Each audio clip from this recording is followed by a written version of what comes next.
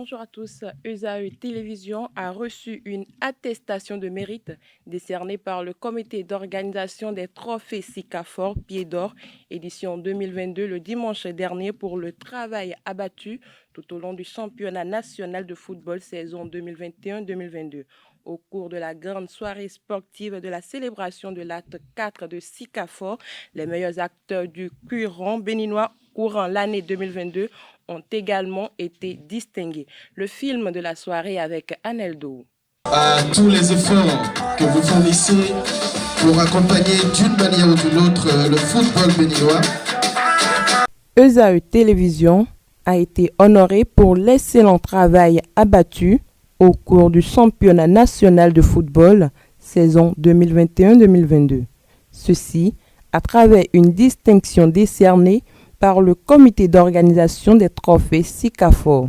C'était le dimanche 20 août 2022 au cours de la grande soirée sportive dénommée les trophées Sikafor Pied d'Or 2022.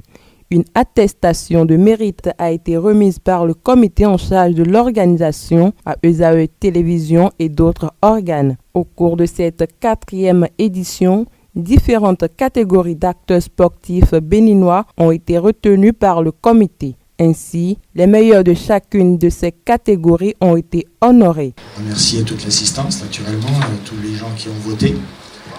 Je voudrais aussi remercier naturellement mon staff, parce que tout seul, on ne fait rien. Il y a tout un staff avec nous. Au plan local, 18 trophées ont été distribués, dont 15 pour la section masculine et 3 pour celle féminine. 3 braves écureuils évoluant hors du pays ont également été récompensés. Pour célébrer les anciennes gloires du football béninois, 6 attestations de reconnaissance ont été distribuées à Oumar Chomogo, Moussa Latundi, Mouri Ogoubiyi, Razak Omotoyosi, Kazmi Kanakin et Félixonde Peperipe. Larios Mkpevi, président du comité d'organisation des trophées Sikafor, dans son allocution a rappelé les objectifs de cette célébration. Sikafor, qui a pour signification pied d'or en français, est né d'une initiative, d'une pensée de jeunes dynamiques. Ces jeunes qui nourrissent l'ambition de porter haut le flambeau du sport béninois.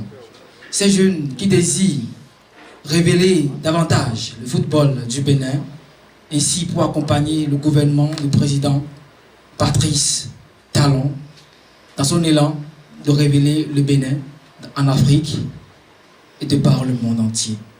Les regards sont désormais rivés sur la prochaine édition des trophées Sikafor Pied d'Or. Les joueuses du club champion du Bénin Espoir FC se sont imposées face à leur homologue nigérienne de l'AS Police sur le score de 2-1 dans la soirée d'hier mardi 23 août au stade de Yamoussoukro en Côte d'Ivoire. Les représentantes du Bénin ont disposé de leurs adversaires pour leur entrer en liste dans la compétition grâce à un doublé de Catherine Zissou et décrochent ainsi leur ticket pour les demi-finales du tournoi qualificatif de la Ligue des champions féminines zone UFOAB.